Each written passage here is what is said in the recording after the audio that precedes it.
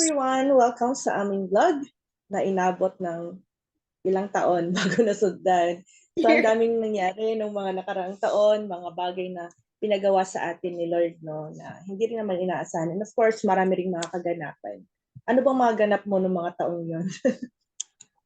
Ay ako talaga life happened, no? Kasi we are wives, 'di ba? We are moms and we are church workers before we are anything else. So, and family will always be priority. Pero ako, mas nagfo-focus ako dun sa, nagpupuri ako sa Diyos na patuloy niya tayong binabalik. 'Di ba? Tinatawag ng oras para dito makapagpatuloy sa pinapagawa niya sa atin for through the faith stewards. Amen. Praise God. Oo nga. Ang daming pinagdaanan and of course nga ang dami nating ginagawa. But yun, sabi mo nga, di ba, binabalik tayo ni Lord. Kaya go na ulit. Eto na ulit tayo. Today, ang topic natin is about something that is very close sa puso natin. No? Kasi ito talaga yung nakatulong sa atin para mas lumalim pa tayo. I mean, sa ating lakad sa Panginoon, which is discipleship. So, ano nga ba yung discipleship? So, basahin ko dito, sabi niya, disciple comes from the Greek word that means to learn. Historically, the word recognizes a pupil-teacher relationship. So, sa case natin, when we talk about discipleship, we mean being dedicated disciples or followers of Jesus Christ, or the process of making someone become like Christ. Hmm. Ayun, Ano ba yung discipleship sa'yo? At saka bakit mahalaga ito sa ating mga Christians? yeah, oo nga, no? Sa akin kasi I agree dun sa sinabi mo, of course. Pero ako naman, ang naiisip ko pag discipleship is naalala ko si Mary. Si Mary, no? Mhm. Story sa Bible when she laid at the feet of Jesus and Jesus said she knows what was important. Discipleship for me is, yun na nga, you receive from the gracious hand of God precious truths from His Word, diba? And then sharing it with the group of people God handpicked to be mentored and to be that you do life with, no, in your spiritual journey. So sa akin, it's Mhm. important to have a discipler or a godly mentor over you before you even disciple others. Or it's a matter of handing over what you received first or taking from the hand of God and then sharing it with others. Mahalaga siya Mhm. kasi first and foremost, it's God's charge, di ba, for us. Sa Bible, sa Great Commission, sabi niya, go and make disciples of all nations. And siguro secondly, on a personal level, I've seen how discipleship changed my life. Move me forward, dun sa spiritual growth ko. Yung tipong, hindi ko alam saan ako pupulutin if I Mhm. had Mhm. discipled or hindi ako patuloy na dinidisciple ngayon. Yes. Oo nga, no? Because discipleship, yung pagiging disciple talaga, it does not come naturally eh.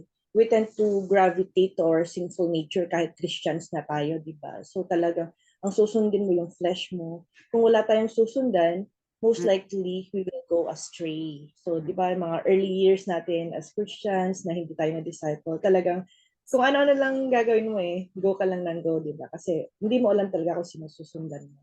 And Mm. yun nga, gaya ng sabi mo, it's a mandate talaga, commission sa atin ni Lord John sa Matthew na we should go and make disciples.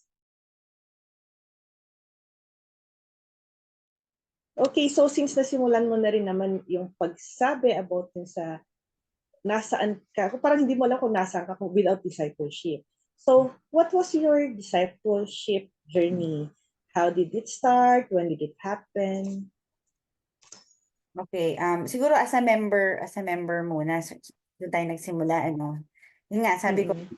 where I'd be if I were not put in a discipleship group early on in my spiritual journey. I think doon lang ako start na mag-grow. Yung naging part ng discipleship. Somebody invested her life to disciple me. No? Kasi discipleship is distinct from, kunyari, theory, teaching, di ba? Yung, kasi ano siya, somebody really pours, parang pinupour nila yung life nila, time, talents, treasures for you, di ba? Or walks alongside you to guide you, correct you, keep you in the right direction. Sabi mo nga, maliligaw tayo, no, kapag wala. And they pray over you and with you. ano talaga siya, precious investment of yourself for the benefit of your disciples. You become a conduit of God's grace, love, mercy, lahat ng spiritual blessing, di ba, towards another person. Ganun ang experience ko as a member of a D group. Naramdaman ko talaga yun from my discipler. Ikaw? Ako as a member, nauna kasi ako sa kapatid ko sa CCF, pero mas nauna siyang nag-join ng D group, and nakita ko talaga yung yung difference ng pagiging attendee lang sa pagiging member ng D group. And kaya nag-sign up din ako, aside sa required din siya, di ba, for ministry. Doon tayo nagkakilala. Di ba? So I signed up. Nag-start ako sa Mixed Women's D group. Pero yung group kasi na yon, they decided to meet. Parang, nung start kasi akala ko weekly siya, and then eventually they decided to meet every other week. Kasi meron silang ministry. They are together in one ministry. So, parang ako noon on fire ako eh. Parang hungry ka, di ba? Parang gusto mo, lagi kang nakikinig, lagi kang pag-fellowship, lagi kang natututo. Kumbaga parang nasa growth spurt period ka na parang gusto mo lagi kang nakalatch. So parang yung every other week, kulang para sa akin, kulang siya. So ayun, naghanap ako ng group na regular na mag-meet every week. At Yeah. least once a week. So since wala akong mahanap, nag-push na lang ako ng leader. Nag-push na lang ako ng leader para magkaroon ng D-group daw, di ba? So, yung leadership journey mo na. Ito na yung leadership journey mo. Okay. No, maganda ng segue kasi sabi ko, as a leader naman yung journey ko, challenging. Sabi ko, challenging siya at first because I struggled with false humility, no? Kasi may mga nagpuwersa sa akin eh. Sabi, pwede mag-leader ka na. Sasali ako ng D-group mo. So, struggle siya kasi I felt it was up to me, to make everything work or else God will be disappointed in me. Ganun yung naiisip ko. But by God's grace, nung ma-overcome na yon, at syempre, it took years and years and years, saka pala naging smooth sailing in terms of yung internal turmoil. Dun lang. Pero of course, every leader has her own set of challenges, di ba, with themselves and with the members.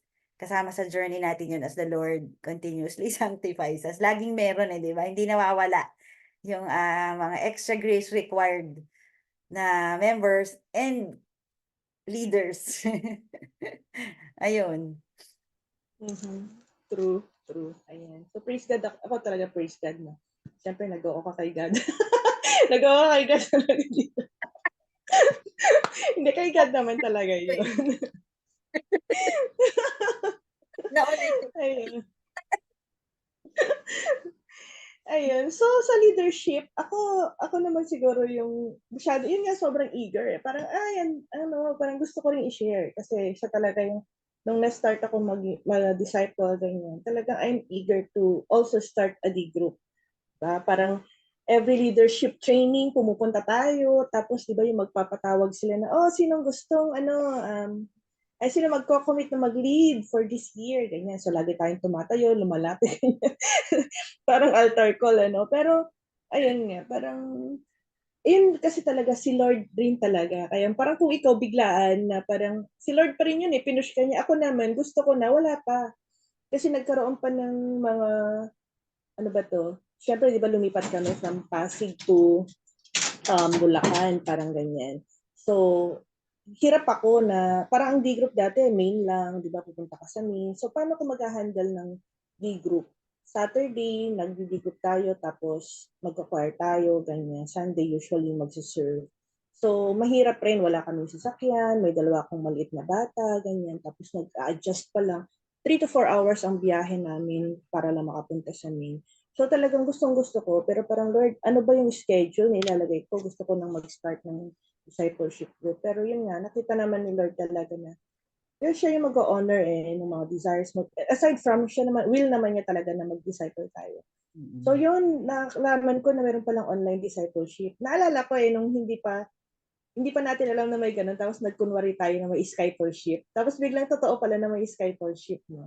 So doon ako nag-start sa online discipleship group. Ayun. So, Nag-sign up ako and then that was in 2014. Tapos from then on, tuloy-tuloy na ngayon. By God's grace, magsasampung taon na yung D group. Praise God. Decade na. Ano ba yung ine-expect natin in a disciple? Ano ba yung dapat natin expect when we join a discipleship group? Or ano ba yung tamang expectations dapat? Hmm.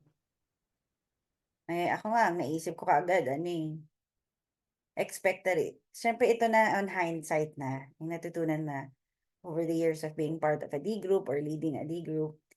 Naisip ko, expect that it won't be an easy journey. Ganun. Otherwise, kasi parang ma-disillusion ka to think that, yun na nga, everything will be fine and dandy, di ba, ganyan. Tapos pag may nangyaring hurtful or painful, ganun, you get disappointed and you move away. Alis ka. So, hindi siya simply yung friendship, di ba, ganun, barkadahan, or or special relationship even, ganun. But it's God doing His transforming work in you in the context of a discipleship group. Ganun. So, yun, naisip ko lang na yung kailangan tandaan na we are all sinners, ganun, in need of God's grace every moment of every day. Kaya talagang magkakamali ka, di ba? We will not do Mhm. it perfectly as a member or as a leader, not consistently, not faithfully. Alam mo yun, para sa akin, ang very important na natutunan ko talaga yun, yung forgiveness and being gracious towards yourself and others. Parang key siya sa success ng isang discipleship group. Kasi Mhm. parang you're walking with each other hand in hand while God sanctifies you both through each other.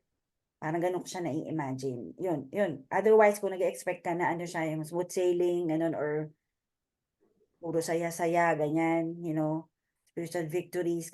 Of course, meron nun. Kainan, meron talaga. Pero, hindi, I don't think it's the heart, ganun, of discipleship. Mhm. Yes. Tapos especially sa atin, no, tawag nito, when we enter a discipleship group, talagang we have to adhere to the covenant na ibinigay sa atin na parang nililid sa atin ng church.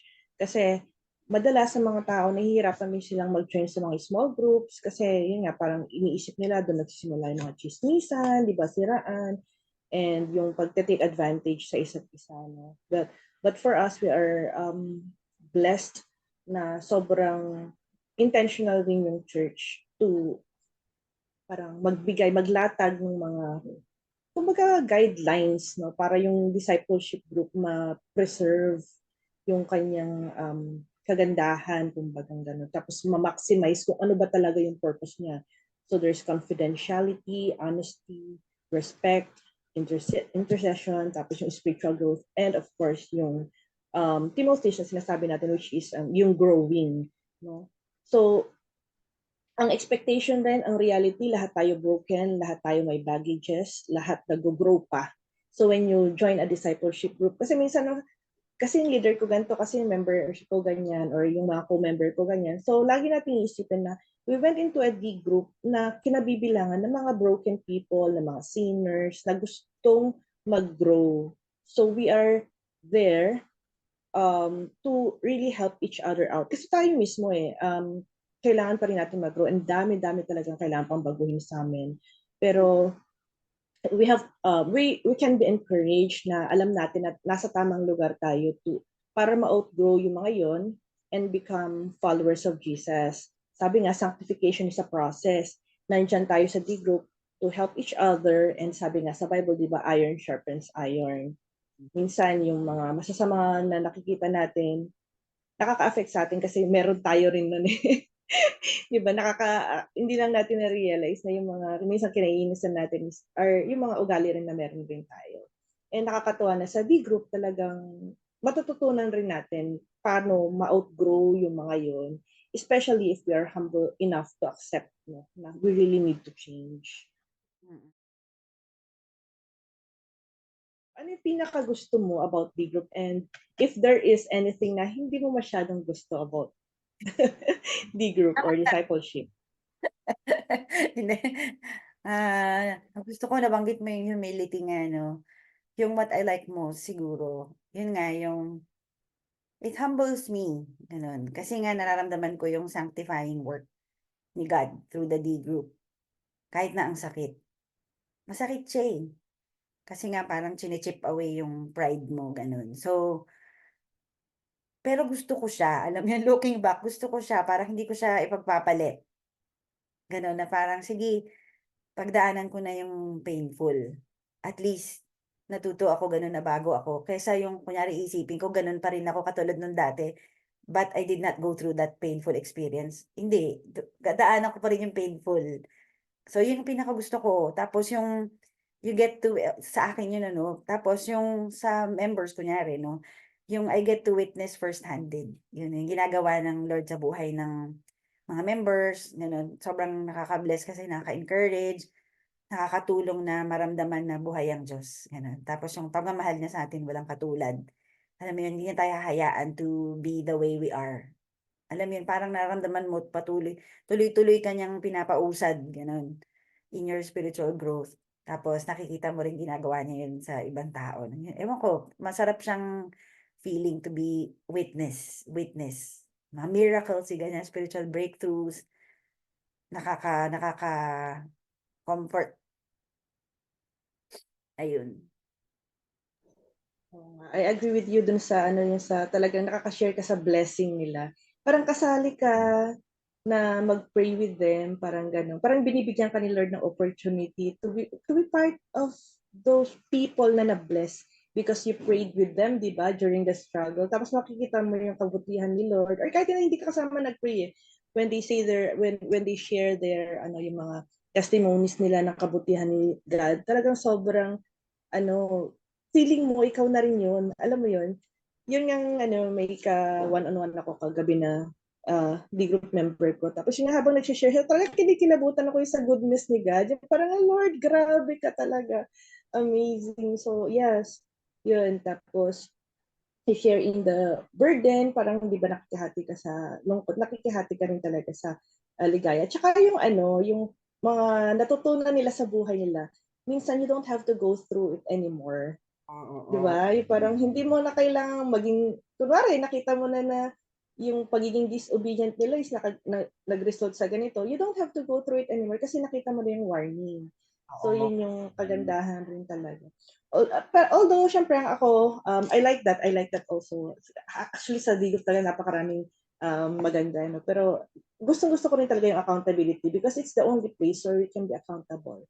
Mm-mm. Diba? You can do ministry, wala masyadong accountability. You do Bible studies, wala masyadong accountability. Sa D group, kung Yeah. totohanin mong gawin yung talagang discipleship na way, there's accountability eh. Ito yung nakokorek ka, di ba? Nare-rebuke ka, and na-ensure na kung may pinapagawa sa iyo si Lord, gagawin mo. May mga tao magfa-follow up sa'yo. Mm. Kasi, yung sabi nga, di ba, too much knowledge parang leads to pride. Pag Mm. hindi mo siya in-apply, talagang magiging mayabang ka lang kasi ang dami mong alam. Yung kasing application ng knowledge, yun yung nag-humble sa atin kasi nare-realize natin, ang hirap pala. Ang galing magsabi, di ba? Pero ang hirap gawin. Ayun. So, yun yung natutulong sa atin ng D-group na, nagawa mo ba yung sinabi ni Lord? O sabi mo last month, hindi ka na magaganito, nagawa mo ba? Pero we're not there naman to condemn them. To encourage pa rin na, okay, so hindi mo nagawa, paano ba kita matutulungan? Paano kita mapapag-pray para magawa mo yun, di ba? So, nakakatuwa kasi, ayun, yun yung place na yung mga tao concerned sa'yo and may same goal na maging Christ-like ka. Yung kasi sa iba, pag pumunta ka, kunwari, alam nila na mali yung ginagawa mo, pero sasang-ayon pa rin sila. Parang puro sila pakikisimpatya, ganyan. Mm. So, dito talaga, kung mali, they will lovingly rebuke you. Yan. So, tapos sobrang covered ka ng prayers nila Mm. palagi. Yes. So, wala ka namang hindi gusto sa D group.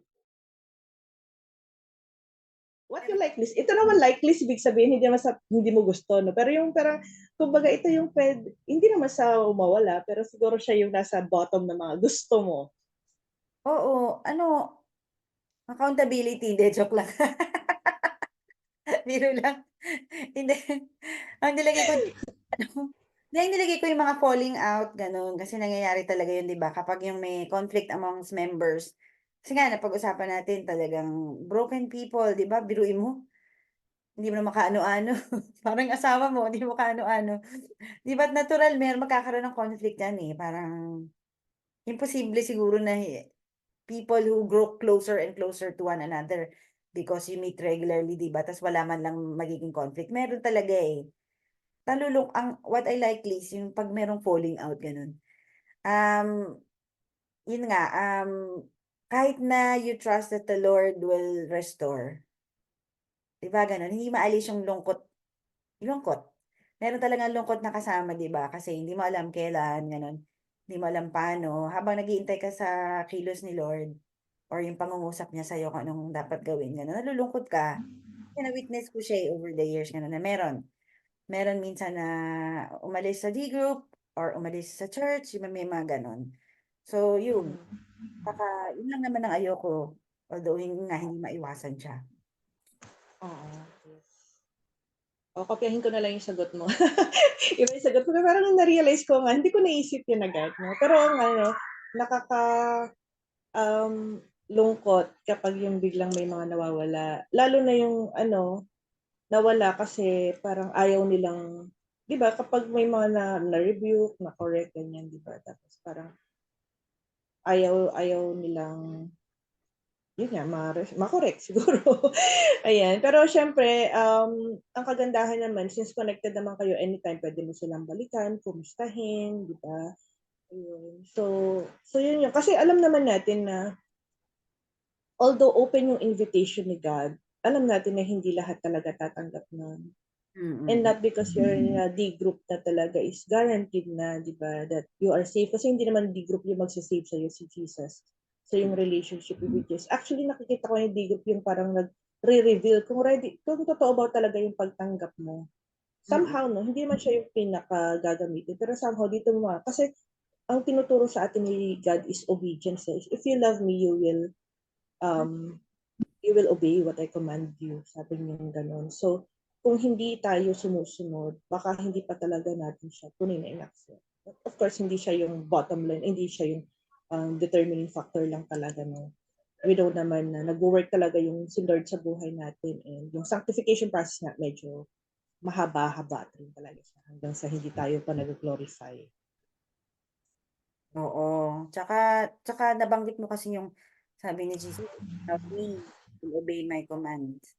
'Di ba? Tapos meron din passage sa Bible na, "By this, people will know that you are my disciples if you love," 'di ba, "as I love others as I have loved you." Eh, biruin mo, may mga tao na sa group mo na mahirap mahalin o kaya ikaw naman, ikaw naman yung tao na mahirap mahalin for them. Ang hirap, 'di ba? Ang hirap, I mean, talagang yung katulad ng sabi mo 'no, sa context ng D-group talaga mate-testing kung yung Holy Spirit ay nananahan sa puso mo. Kasi yun, meron kang kakayanan na mahalin even yung mga enemies, 'di ba, ganyan, o kaya yung your neighbor, 'di ba, or yung mga mahirap mahalin, kakayanin mo silang mahalin. So ito, balik tayo sa impact. Ano yung naging impact ng discipleship sa life mo? Ayun, so maiksi lang siguro, naisip ko lang diyan na keyword is yung anchoring nga, anchoring. I think nabanggit na pag-usapan natin kanina 'no? Yun, it's the anchoring that it gives me. Kasi ako, aminadong-aminado ako talaga na ano ko, yung malakas ang tendency ko to sway. Alam mo yun? Kasi ano ko, eh, big emotions palagi, gano'n. Tapos may pagka-gullible. Kaya ano, depende kung saan ako mapadpad, gano'n, do'n ako magso-solidify ako doon, parang gano'n. Kaya very important na may anchor ako, gano'n. Or of course si God yun 'no, and then He uses people who will help me stay the course, gano'n, or keep rooted in the word, gano'n. Yung naga-guide ako at saka 'pag yung nalilihis, kasi minsan part ka na nga ng ano, malilihis ka pa, 'di ba? O 'pag nalihis ka merong ano, yung accountability na binabanggit mo, gano'n, yung merong people around you who love you enough to hurt you. To hurt you kung kinakailangan. Sa ulo. Yes. Hahayaan na mahulog na bangin ng kasalanan. Yun, Yes, ang oo nga. Anchoring, oo, no? Parang siya yung talagang, sabi mo nga, parang hindi ka masway. Ako talaga yung discipleship. Kaya siguro sabi ko nga, isa siya sa pinaka gusto ko talagang ginagawa yung discipleship, no? Kasi, siya yung nawawala sa buhay ko for a long time. Parang sabi ko nga, um, when I accepted Jesus, mga 9 years old pa lang ako eh. Pero parang, anong nangyari? Diba? In-accept mo na siya, anong nangyari, diba? So ito yung lagi ko sinasabi when I talk about discipleship, no? Kasi when I accepted Jesus at 9 years old, parang confident na ako sa salvation ko, ganyan. Pero, uh, I was not able to enjoy my walk with Jesus. Parang dami kong ligaw eh, di ba nga? Ano naman testimony ko, no? Saka na natin pag-usapan yung testimony ko. Pero yung gano'n nga, parang ligaw ka eh. Ano ba, hindi halata na Christian ka. Siguro pag nakita nga ako ng mga klase, talaga Christian ka before, parang hindi obvious. Ayan. So, lagi ko sinasabi, parang siyang gift, yung salvation, parang siyang gift na tinanggap mo. Masaya ka, sure ka, kasi sa'yo na yung gift na yon, alam mo na yun, pero yun nga, yung discipleship kasi, para siyang salvation na binigay sa'yo, pero hindi mo binuksan, kaya hindi mo na-enjoy. oo nga. Yeah. Parang save ka eh. Masaya ka na nasa yun yung gift. Pero hindi mo siya binuksan para i-enjoy mo. Ano ba yung, what comes with this salvation? Parang ganyan. So, may kodigo ako rito kasi baka maligaw. Ayan. Yan, parang sabi yun nga, parang hindi mo na buuan yung kabuuan ng regalo, hindi mo na-enjoy kung ano yung meron sa loob nito. Kasi, um, basta yun lang, save ka lang. Parang di, ang dami kasing ganun eh. Kapag tumanggap ka na kay Jesus, that's enough. That's why we're encouraged sa church talaga that Yeah. we have to be discipled. Yun. Nararamdaman ko yung joy ng salvation kasi hindi ka, parang, hindi ka lang nakalook forward sa heaven.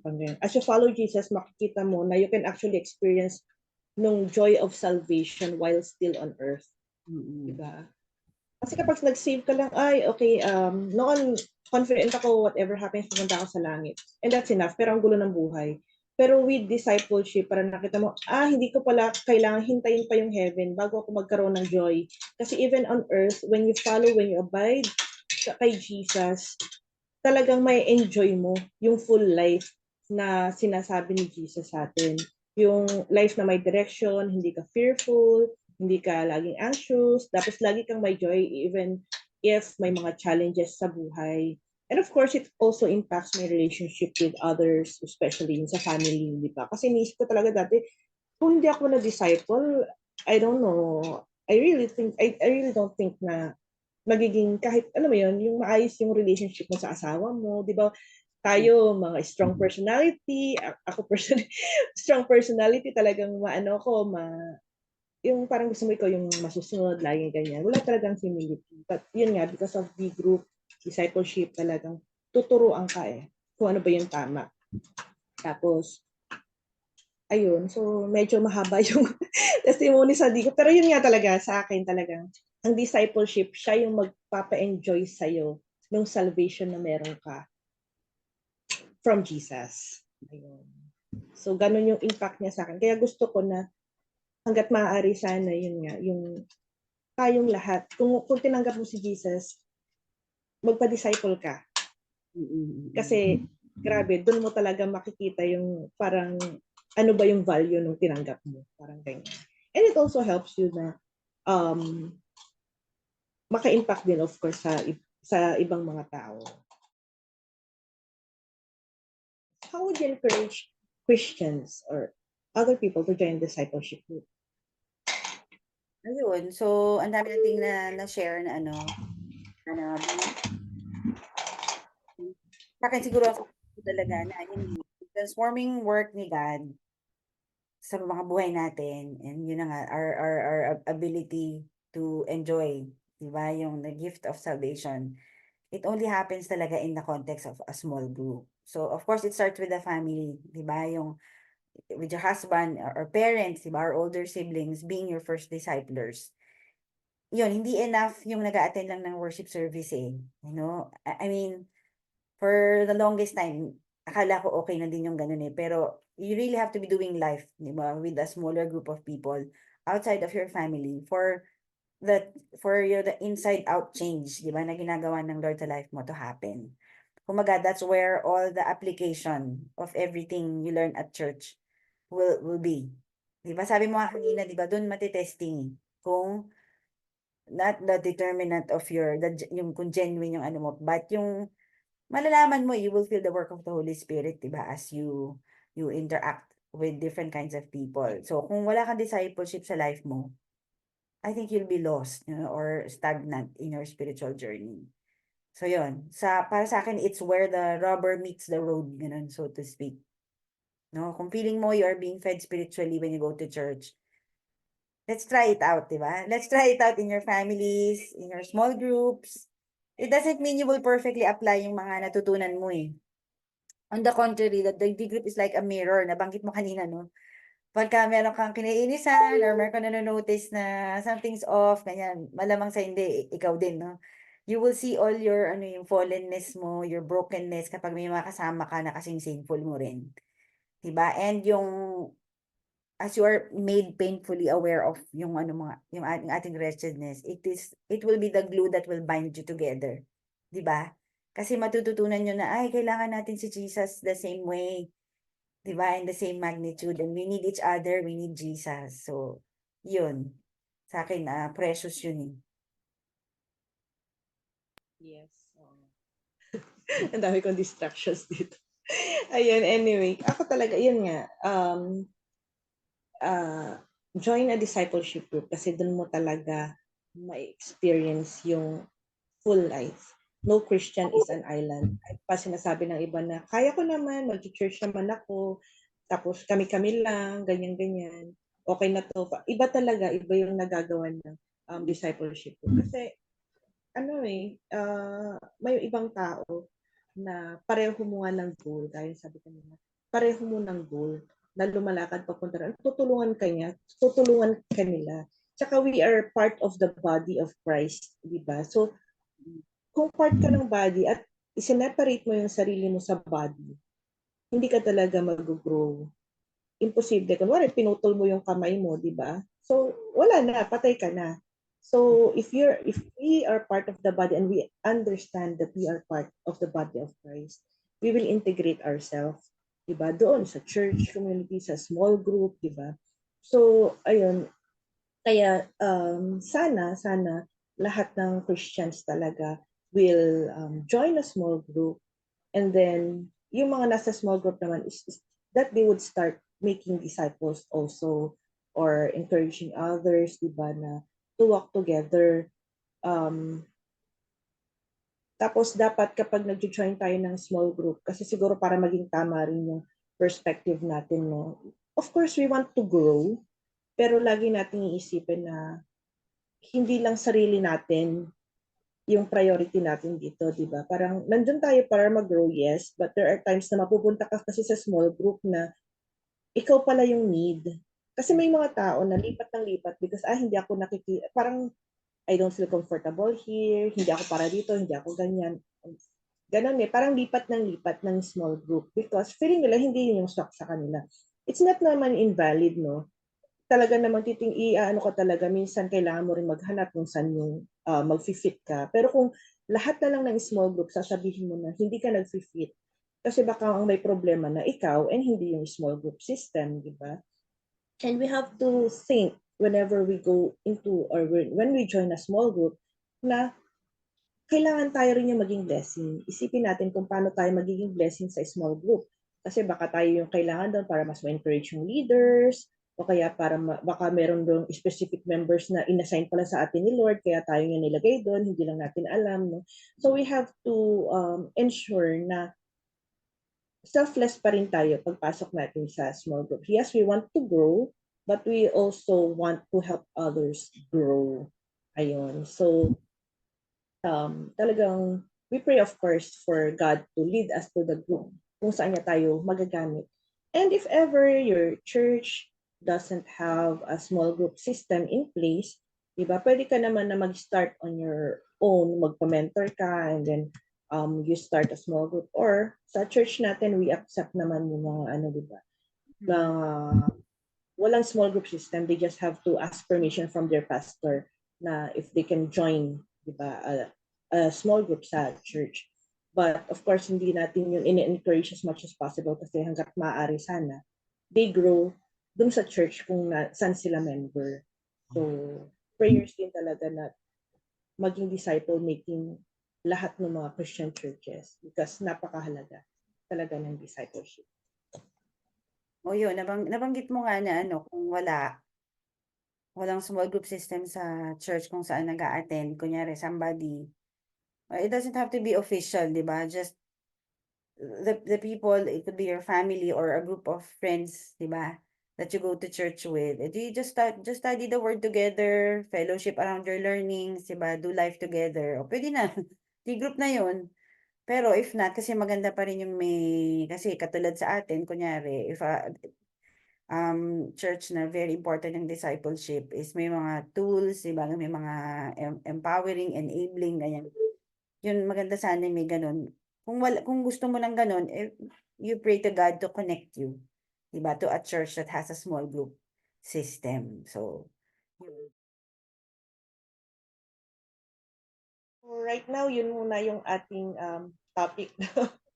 And ang dami-dami pa talagang pwedeng pag-usapan about small group. Sobrang ano. Pero syempre, konti yung oras and we know naman na kailangan rin nating i-maximize yung time natin na gamitin sa iba't ibang maraming bagay. So if there's any question rin, no? If any comments, suggestions dun sa pinag-usapan natin, our viewers can just leave their comments sa ating mga comment boxes. Ayan. So, is there anything you want to say as to wrap up the conversation?